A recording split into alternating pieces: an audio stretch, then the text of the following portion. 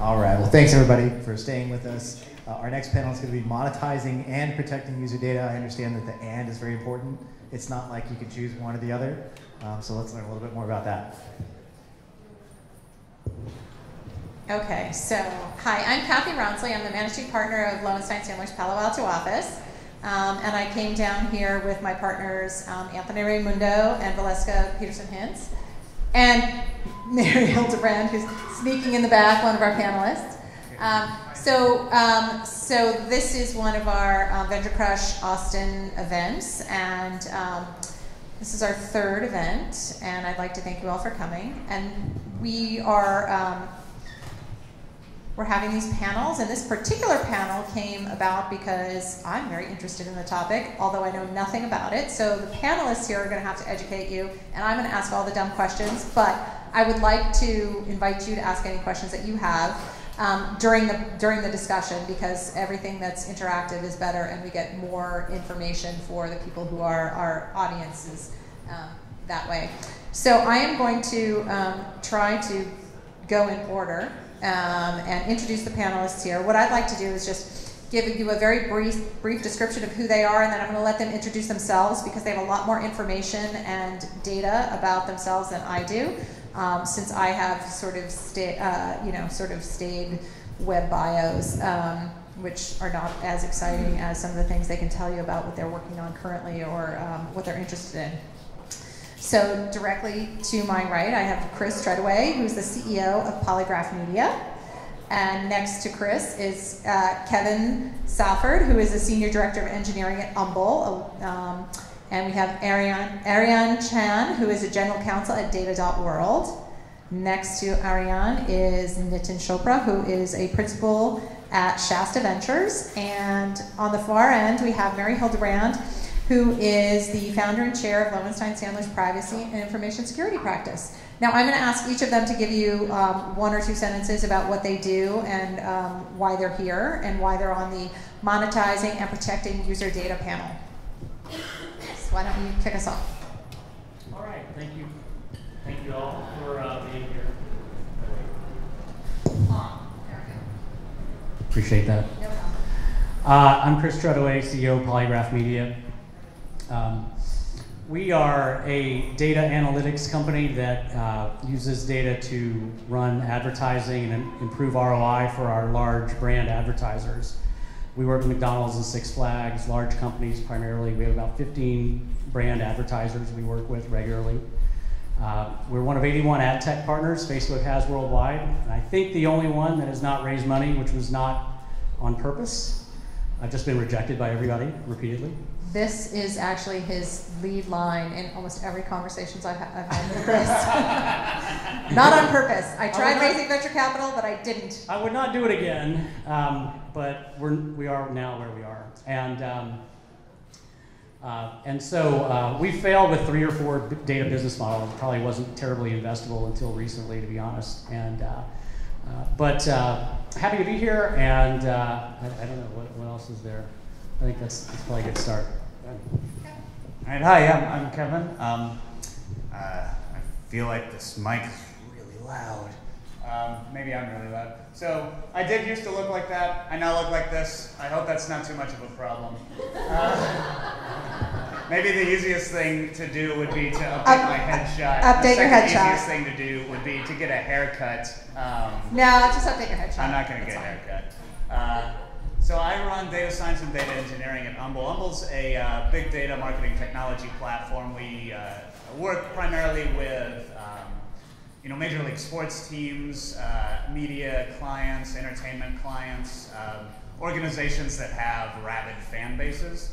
And we unify all of their data across multiple silos, bring it into one centralized location, and then overlay a nice, simple, easy to use, lightning fast, queryable interface for non-technical people to have access to that data set so they can go in and build super targeted segmentations to power their marketing technology, their content decision making, their marketing strategy, and fundamentally work to lift lifetime value for that rich fan audience that they support. So we absolutely have large-scale data problems, data security, concerns that we have to manage, but also realizing the value that lives within that data. It's fundamental to our core operation. Hi, I'm Ariane. First of all, thank you for letting me participate in this panel. I'm very excited to be here. I am a general counsel at Data.World, and we are a platform provider for users of data. So we enable users to post their data onto our platform, to discover data that they may need for a data project, and to collaborate on data projects within the platform. We started last year. We launched in July, and I joined in August, and we invested significantly into our legal risk protection scheme very early on, because we knew that working with data on data privacy, cybersecurity, licensing, all of those items are very complex and they're continually evolving. So I'm very happy to be here. We have not monetized anything, but we are hoping to. And I know Nathan is hoping for that too, since Nathan and Shasta Ventures are our lead venture capital investor. So you've done his intro for him. Thank you. If we can sort that out for you. Wait, today. I think you've already. This is intro number 2. Exactly. I'm just waiting to do as many intros as possible today. That's my goal. So as you guys know, I'm Nitin Chopra at Shasta Ventures. So the context of data is actually what I didn't talk about in the previous one is what I actually do at Shasta, what kind of companies that I look at. And I look at everything up and down the data stack. So everything from data collection, data persistence, data management, data-driven application development, BI analytics, ML, AI, and I put up air quotes there because I actually don't know how best to define those, and that's a separate conversation in itself. But really, I look at everything that an enterprise looks at data and how they process it, and all the companies and new technologies and innovations that are being built in and around that. The other thing that I look at is the intersection of data science and cybersecurity. So that's kind of like doubling down on all elements of data. So that's why I'm excited to be on this panel, and thank you once again, Lowenstein, for having me on it. Hi everyone, I'm Mary Hildebrand. I am a partner in the tech group, and I'm also the founder and chair of our privacy and information security practice. I spent the bulk of my several decade career working in the technology space, not as a venture lawyer, but as an IP deal lawyer. I've been helping companies monetize their intellectual property, set up the structures of their business, and plan for their exits for a while, and now I've shifted gears to this fascinating area of data mining, data aggregation, and data monetization. This is the next wave, and that's why I'm working in this space. Every day, our venture clients and some of our larger clients, big corporations, you know, and the venture clients in particular will call with an issue and say, you know, Mary, what do you think about this? And I said, you know, I'll look into that, you know, because there's always something new going on, and that's what I revel in, that's what I enjoy. In terms of what I help companies do now, yes, first and foremost, we assist them in strategies and to monetize data, and then how to implement those strategies to help them get that done. We also help them get ready for their diligence and their exit. I want to applaud the folks on the panel earlier, because one of them, or several of them, actually said you start getting ready for that day one, and you actually do. And probably the third leg on that stool, which feeds both of those, monetization and also the exit, is some compliance and cybersecurity issues. So folks will call and say, well, you know, how do you spell GDPR, right?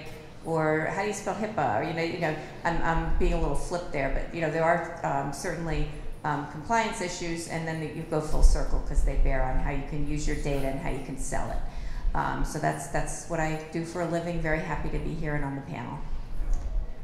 And that probably is a good segue into the first thing we had a little pre-call before this session where I spoke with some of the panelists, and one of the things we talked about was, you know, there's an evolving, or you know, what is your business model with respect to your data, and what, you know, what do you do and how do you make money? And I think Chris said, there's a little, you know, there are a bunch of different business models, and didn't you try all of them? Is that right? Yes. Yeah.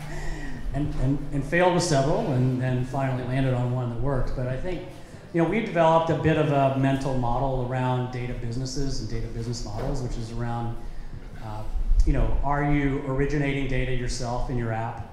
Are you aggregating and normalizing data for use by other people, or are you analyzing it for some other purpose? And you can do one or several of those things. It depends, but being really clear about what you are and where you fit in the value chain, I think, is job one. And to be honest, when I've failed with the business models we've pursued, it's been about confusion where we fit in. Where we've gotten very clear about it, we've gotten very successful. So, but it's, you know, for us, we had to develop a mental model around data. Data is a very broad thing. It involves a lot of things. It involves, you know, what's scalable, what's not scalable, what's a service, what's a technology. And so we've had some success when we've thought through it a little bit, and not just kind of said, you know, it is what the client wants it to be, right? Which is where entrepreneurs can go, I think, sort of instinctively. So how do you stop yourself from saying it's where the client wants you to be? So, I mean, you know, you've transitioned through a couple of different business models or uses of data, and I think, Nitin, you're looking on a regular basis at companies that are trying to build a business around data. And Kevin, you're actually living data every day and trying to figure out what that data means. So where, you know, how do you get there? You're a startup company. You have a ton of data because you know, I don't know what your business is, but, you know, there's a business that's generating data. There are a lot of businesses that are monetizing my data on a regular basis, and we all know who those companies are. But there are a lot of startups that are also trying to figure out what they're going to do with that data. So how do you know, sort of distill it and figure out where you want to go from having the data to how do you monetize that data? It's sort of funny. I think a lot of times we think about data as though it's a new idea, and it's really not. It's just that the quantity of it and the access to it is new, and that creates a lot of strange problems whereby you can spend a ton of time and money and effort just collecting all of this information, all of this data, and just like throwing it into different kinds of silos, data lakes, whatever it is. You can scale that up and out and all over the place, and then just have no idea why you've done any of that, and it becomes very expensive and very stressful, and it doesn't lead to anything, and everyone's telling you data is the future, analytics is the future, you need to be doing this, and then you're looking around and you're like, well, why have I engaged in this practice at all? What did this buy me? And you know, the trick is you need to sort of take a step back and understand what is your fundamental business, what is the thing that you want to power with data. The data itself doesn't create value. It's the action that you take that the data underlies that creates value. Data is just a tool for gaining information, for making better decisions, and we've known this for a really long time. Somehow we've lost our way a little bit in the rush to go out and just collect as much as possible and then just ignore what any of it really is or what it means. You know, I come from a sort of academic science background, and you know, when I was there, we collected data with a real purpose. We decided what it is we wanted to understand about the world first, and then we went out and we found the data that helped us find and discover that understanding. The practice now seems to be, look, if I just get as much data as I possibly can, that's got to be worth something, right? Like, first we collect all the data, and then now we sell our company because we have this data, and it doesn't work like that. Like, the data has to power meaningful decisions that are fundamental to the business. If the data doesn't make you change your mind about something that you like feel deep inside of you, then you're not using data, you're just collecting it to show off in a trophy case. So then I have two follow-up questions to that. So Nitin, you know, you want to look at companies that are actually going to have a way to make money from data, or else why bother investing in them? And second, Ariane, which is you actually have a lot of interesting interesting idea, feedback for us about what data can do that is not necessarily monetizing data, but in fact using data in a more altruistic way, I would guess. So Nitin, if you could tell me why you're looking at a company and what makes it investable for you. So let's take a slight step back in terms of two things. So the first is, and actually I strongly agree with you, Kevin, there, that you got to start with the problem that you're trying to solve. So the way I think about is what mobile was probably like 7 or 8 years ago. Mobile was nothing more than enabling technology for you to solve a particular business problem.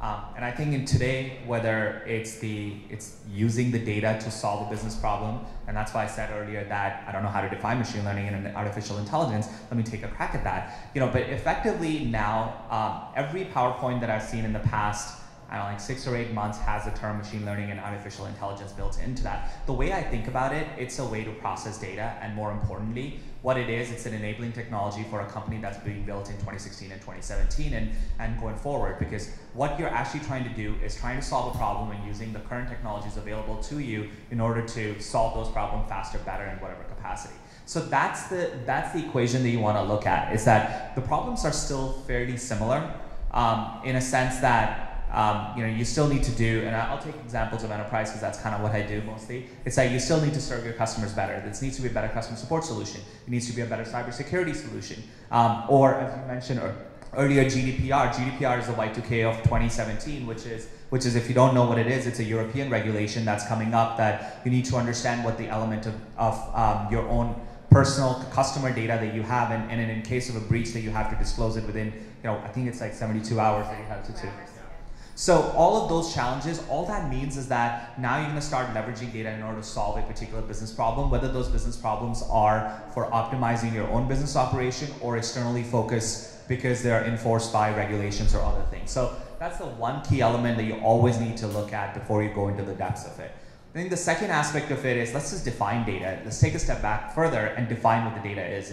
And even more importantly, what are the different types of data? So, and I think they get coupled quite regularly together at the same time. I think there's a very clear user data where, what my customers are, what their social security numbers are, what they have purchased, the transaction data, what the data that's being spit out of your ERP systems, your CRM systems. So, those are kind of your business data. And then you have the kind of the high volume of data that we're starting to see is from the server logs and so forth. And that's kind of really been one of the key drivers of just sort of pushing out the kind of the modern generation of data explosion. And then of course you have the social data, which is obviously external data and sensor data and so on and so forth. So, within the context of how you start thinking about building companies, frankly, you need to actually figure out how best to process each of those data for the right business problem. And that's the lens that I always look at. And I'm happy to dive into the specifics in any of those, but I think it's important to just sort of think about what's a business problem associated with what the data definition is and how do you actually go about solving those. This is kind of definition. How much data is big data? Who knows? And I say that is because what the definition, I mean, we're moving at an exponential pace, right? So what was big data last month is not going to be a big data this year, next month. So it's always that's a key definition. The way big data term got sort of almost compounded with the distributed computing as it started to come around with the Hadoop infrastructure about 7 or 8 years ago, actually longer than that now, almost 10 years ago. And every time you had any sort of distributed computing to process the modern data, you call that big data. I mean, that's kind of a silly definition, so, but that's the way who cares? It's data that needs to be processed, it's a lot of data, but Like in my experience, big data is not a term of art, it's not a technical term, it's a marketing term. It was a term used in the past 5 years or so to raise a lot of venture capital money. That's right, absolutely. If you put big data on your first slide, you got more money. Or today, if you don't have AI on your second slide. No, it's exactly the same Machine thing. learning. What is AI? What is it? Sorry, these are... The engineers will say that they're doing machine learning, but on the pitch deck you say it's AI. It's the same thing with big data. I mean, what big data really is not having a lot of data, it's having all of the data, having all of the data that you need for the thing that you're trying to do. Well, I have a different answer because we're selling into this every day, and I have a very different answer than both of these guys. I would say what big data is, and it is a dated term for what she's saying for sure, at least in terms of pitching. But for us, it's a very practical thing. It's too much for humans to deal with, but enough to drive an insight that matters. And there's a, to me that's actually a very good definition. Like it actually is a meaningful definition. Because for me, in our business, we work in advertising. If there's not a big enough big data problem, it's not our domain. We don't want to be there. We don't want to live there. And if we can't draw a conclusion that makes them smarter than alpha, what they would get if they worked with someone else, then I don't want to deal there either.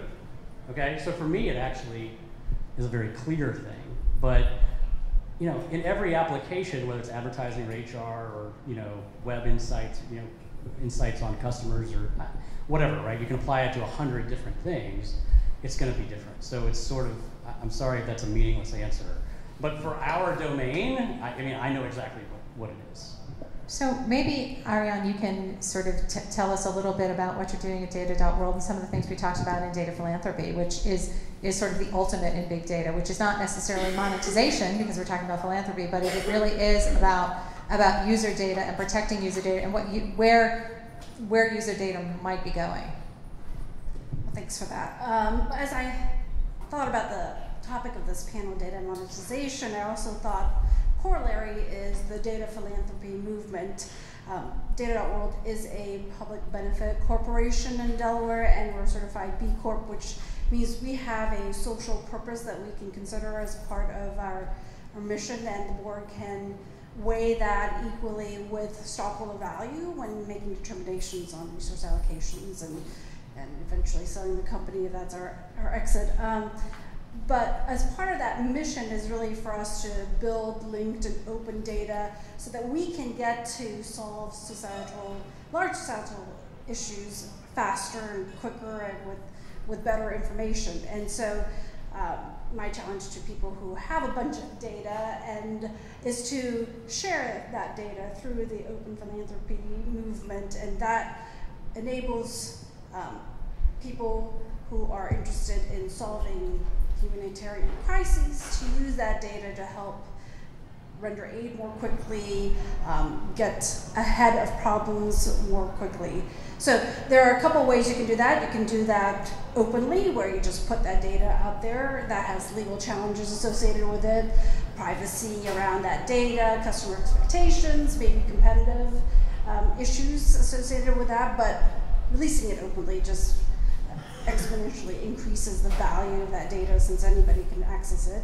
Or you can do it on a private basis. You can donate it directly to researchers and to institutions that are working on a specific project. And one of the fascinating ones I read about was Safaricom, which is a Kenyan cellular provider.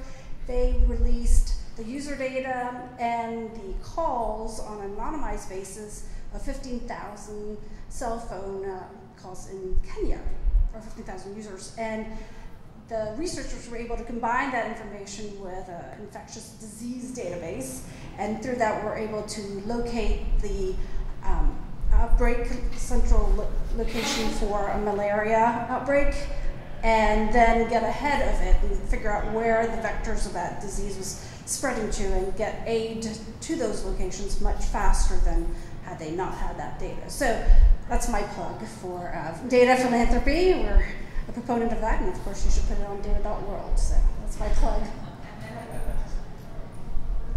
Every data set that you have, you should put it on data.world. Thank you. No biases here.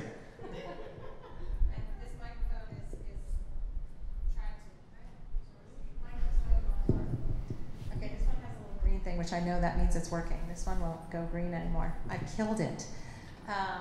But Mary, I think that we had sort of talked a little bit with both you and Ariane being the lawyers on the panel about, okay, so we have this concept of data, and this data is very useful, and you can monetize it, or you can donate it, or you can contribute it.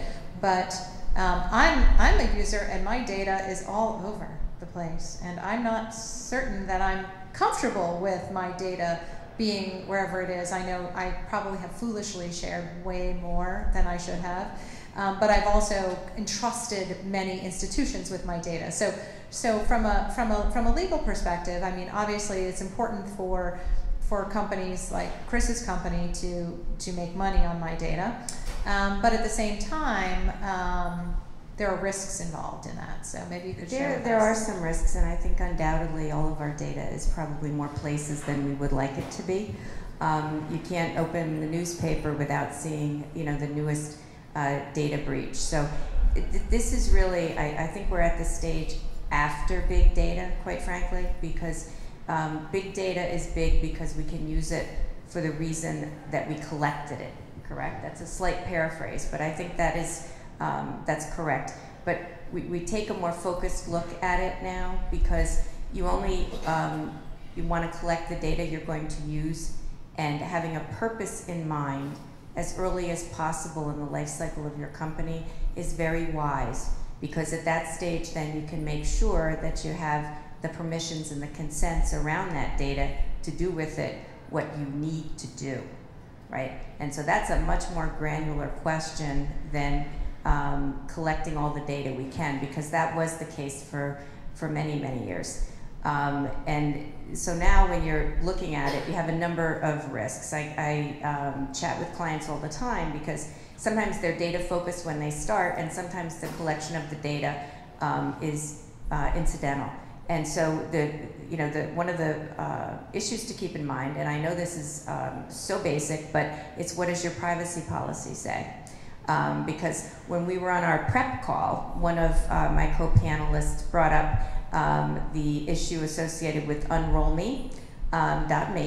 And some of you may have seen that in the press recently, but that's a service that for no charge will unsubscribe you from all those emails. Nobody of us, many, many hundreds of emails we get every day. Very, very convenient service. The only issue was that the company was actually packaging and selling that data. And unbeknownst to any of the users, the backlash on the web was really quite vociferous, and it's still ongoing. When I looked at their privacy policy, which being the good lawyer I am, I did it immediately, and it's true, their privacy policy is absolutely spot on. It tells you exactly what they're going to do, but the expectations around it were very, very different. So you have a lot of reputational damage associated with that. So back to the core question, I guess. Know what you want and need in terms of your data. If you self-collect, make sure you have the consents you need. If you're going to purchase that data or license it from someone else, we've moved a little bit beyond the contract on the back of a napkin, but not much. I have personally run into many, many aggregators of data who have no business doing with the data what they are doing. They just simply don't have the right consents around it. And the federal and state governments in the United States and also in Europe would take a dim view of using that data for some of the purposes. So exercise some care, okay? Also be very careful about combining the data. You can create an incredibly powerful profile for doing that, but if your business includes European citizens, you need an explicit consent to do that. So there are all kinds of things that enter into it, and there are risks. And I'm telling you, what we see now, one of the biggest risks, sure, the FTC can come after you, or you can. The biggest risk is when you do your exit and they're doing the diligence. In the last 2 years, I've seen deals crater because they can't use the data. They crater because the mechanism that was built initially for the business can't screen the data properly. So that's the new, I don't want to say it's new, but it's coming into the forefront as something that can really impair an exit and impact the price. So that's the reason to do it. The deal killer. So what are some things, Ariane, that you can do to protect yourself as a company? I mean, your company obviously is very focused on data. I mean, data.world, right? So what are some of the tools you have in your toolbox for something like this? What would a company do? So before we launched, the founders working with outside counsel determined, hey, this landscape of data, big data, data privacy, cybersecurity, licensing, all of that was coming to head on what we were planning to do as a company, and that we thought, hey, we're going to be this platform. We really need to get ahead of these legal issues and put boundaries on our risk profile as much as possible. So they did a rather unusual thing. I haven't seen this with companies, but they called their outside counsel, brought in specialists from cybersecurity, privacy, licensing, copyrights, and insurance, and spent a whole afternoon with management of the company discussing the business plan, understanding the platform, the functionality, what we were planning to do with the data, how the data was going to be used and stored. And then through that process, the legal team went off and then crafted our terms of use, our privacy policy, our cybersecurity breach plan, put into place insurance that would cover our cyber exposure, our technical exposure. So even before we pulled the trigger and launched the platform, there was a significant investment in legal to get those policies in place so that when we launched and when we get questions from our users, what are you doing to protect my data? We can point them to our policy. How are you licensing my data? We can point them again to our policies and how we treat their data, and also keep ourselves safe. There are ways that, as a platform provider, we can avail ourselves of a safe harbor under the US copyrights laws, similar to how YouTube handles infringing videos. It's a Digital Millennium Copyrights Act. So we fit under that scheme and making sure that we can qualify for that safe harbor. So. Oh, it's a big spend. Yeah. I don't think so that does. It sounds like, I mean, so I think when we were talking as a panel, so we're sort of talking from a lawyer's perspective, which was we can do all of these things and we can be so, we can see proper and clean and have everything, beautifully packaged. And then we can even insure that, by buying insurance. And yet then, Chris is just like, well, yeah, but you got to have a business. Well, I think it's a little more nuanced than that in practicality, right? I mean, there's all the legal stuff, right? But let's say, I see some data, and Facebook sees some data, and Facebook's attorneys, so I'm going to caveat all of this real quick by saying I'm speaking as myself, and not on behalf of my business, okay? Now that I've shared this caveat. Uh-oh. Okay? Don't tweet this. No, now Facebook's attorneys might be extraordinarily skilled at writing terms of service. Right.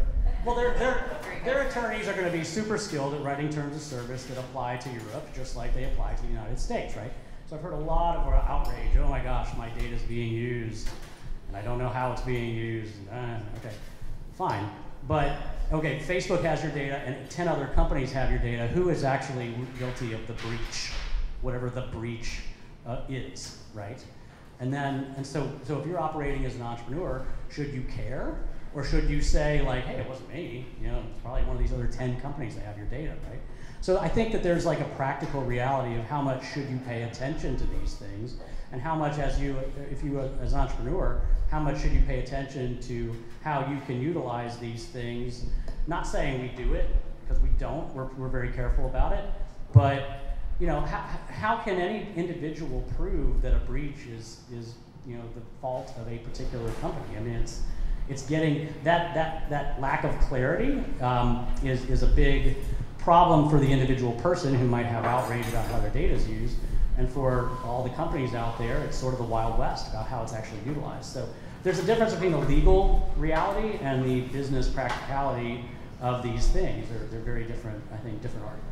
And I actually am going to surprise you. I agree with you. I'm going to have in violent agreement with that. I think there is a difference. But I'm sorry. No, I would say the lawyer agreeing with the crazy entrepreneur. I'm liking it. I mean, look, the guy's right? I misspoke.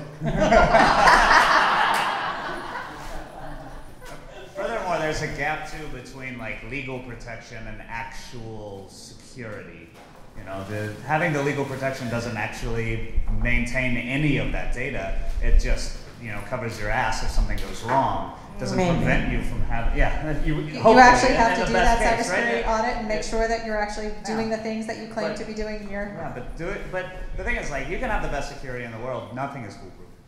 So I'll just quickly, sorry, Kenneth. I'll quickly go back to the conversation that we had in the previous panel, and it goes back to so there's a structural element to it, and then there's an actual running the business element of it too. So there's a structural element of it, that legal is a big portion of it. Having the right policies associated with it is a big portion of it. Frankly, having your PR department ready for disaster PR element of it. I think there was somebody in the audience there before. And then there's then there's the actual kind of like running the business part of it. How do we actually manage all of those concerns? How do we actually what value do we want to do? Where do we want to kind of go deeper into the process of how close do we want to fly to the sun? And all those decisions need to actually take place, and those are all the soft parts of it. And many times that's where the value is kind of generated. You don't want to cross the line at any point. But you have to kind of think about for your business, for the problem that you're trying to solve, how do you actually navigate some of those portions?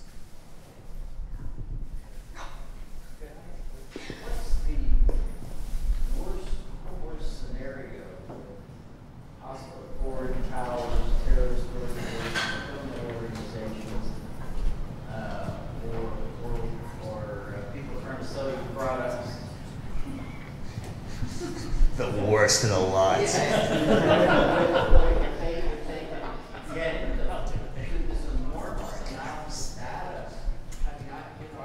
looking through, this thing, you can go into Google, you can look through where you've been, and that's available through your browser.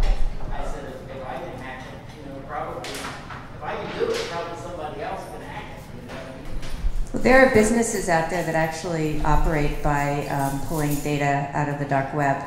I mean, there's a lot of data out there already. Yeah, there's. Right? And in terms of risk mitigation, all of the steps that my co-panelists identified, but there is no perfect world. All I would suggest to you as a lawyer is be smart about it. If you're going to take a risk in what you're doing with your data in terms of your business model, then make sure it's a risk that you understand and that you can manage.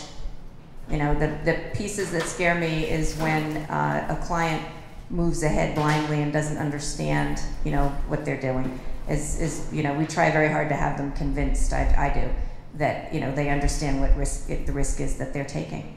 But it's not about eliminating a risk completely. I don't think it's possible. I mean, maybe some technologists can tell me, but it's not possible because there are humans involved, and data is everywhere, right? So it's a risk allocation process, and I would assume that the entrepreneurs are willing to take more risk than the lawyers would necessarily be comfortable with, but I don't know. I just saw an entrepreneur and lawyer agree. I know they did violently agree. Violently agree.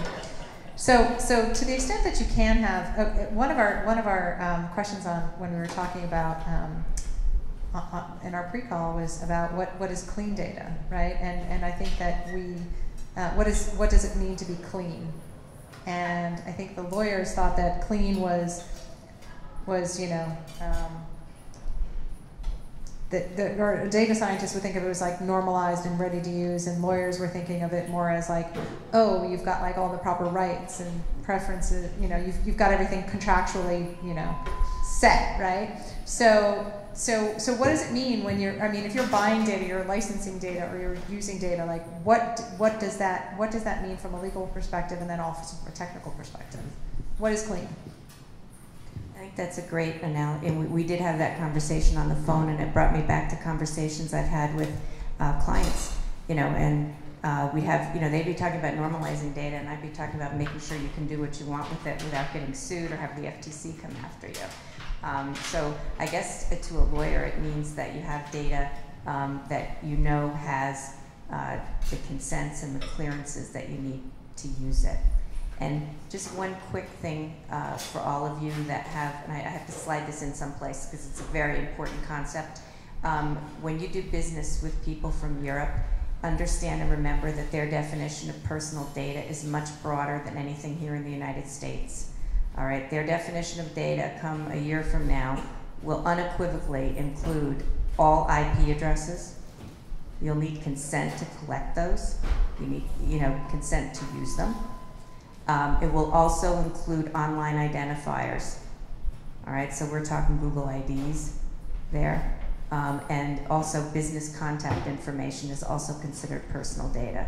So just keep that in mind. Cookies, some cookies, yeah, you will need consents to drop cookies. You do anyway to drop certain cookies now. But mostly it's the change in the definition of personal data, which if you take nothing else away from me tonight, take that. Yes? I think, yeah, no, I think that you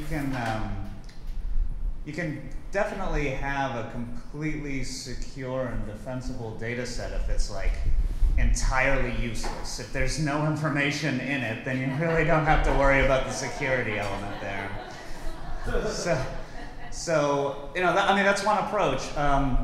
When we talk about clean data on the technology side, we really are talking about the usability, the actionability, and the capability to lever that data into decision making. And the more that you know, the more of that risk you're like building into the data set. If it's not useful, it's not valuable to steal anyway. And if it's not useful, nobody's going to care if you lose it. Nobody's going to care if it's leaked. So like part of that trade-off is the more detailed and identifiable and like down to the granular individual level that you want to get, and the more personalized, and it's all about like hyper personalization now, right? We want to be able to understand like this person as a person and not merely as a demographic, and how can we have those conversations with people and bring them an experience that's like real and meaningful. At the same time, you're opening them up for something vulnerable. Like the vulnerability is the thing that makes it interesting, and it's also the thing that makes it a risk. So there's a question there. Let me just kind of answer that part of it. So this is the way I think about it. It's in terms of the data cleanliness, the data quality, and the usability. I go back to, by the way, this is a question that every enterprise needs to answer, whether it's Wells Fargo, John Deere, AIG, or whomever.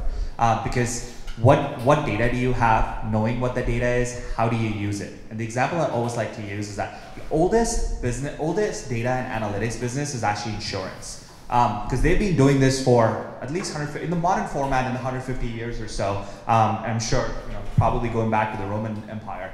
But very, very specifically, but there is a constraint there. You cannot use, because there's certain regulation and certain type of insurance, you have to use population level data.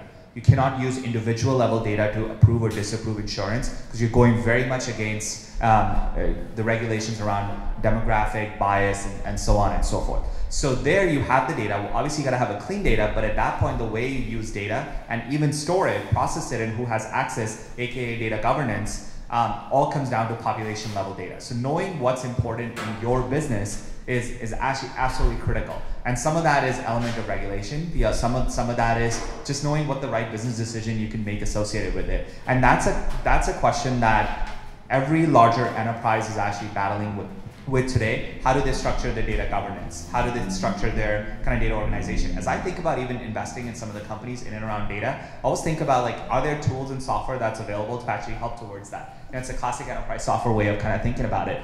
But those are the key things when I think about data quality and purity at a business level, and maybe even potentially at a technical level as well.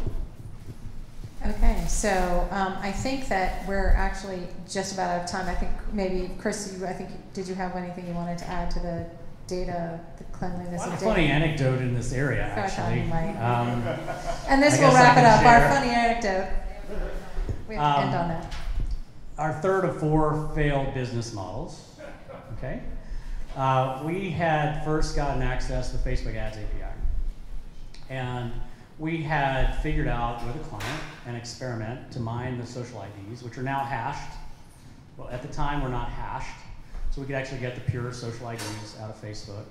And we ran some test campaigns, and we were generating about a 24% click-through rate. Any internet marketers in the audience? 24% click-through rate. 1 in 4 people were clicking our ads, which were not even any good. Okay? These were not terribly compelling ads. But we had figured out an angle using the data that Facebook had the right to get from the user, And we had the right to get from Facebook.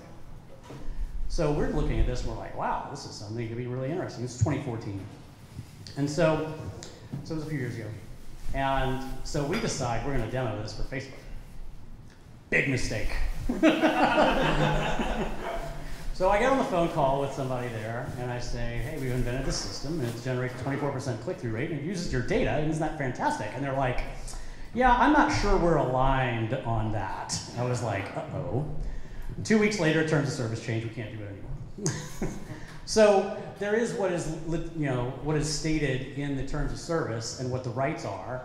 But I think we learned a lesson in that, which is that if you're dependent on another platform, which is always a risk, although I would not argue it's a risk to say never build a business dependent on someone else's platform. I disagree with that logic in general. I think there are plenty of businesses that can be built with someone else's platform if you're aligned with them. That is the caveat. We were not aligned with them because they were about to go monetize that themselves in a lot of ways to obfuscate CPM and all this other stuff to go make them make more money, right? But for us, we were never allowed to do that. And so we got shut down. It was like 2 weeks later, terms of service change. Oh, you can't do this anymore. Oh, well. And we had all the rights. Like we reviewed it. But so we had all the legal. Is that a beg for forgiveness? Did you get a cease and desist? No, they just shut us down, but then we redefined the business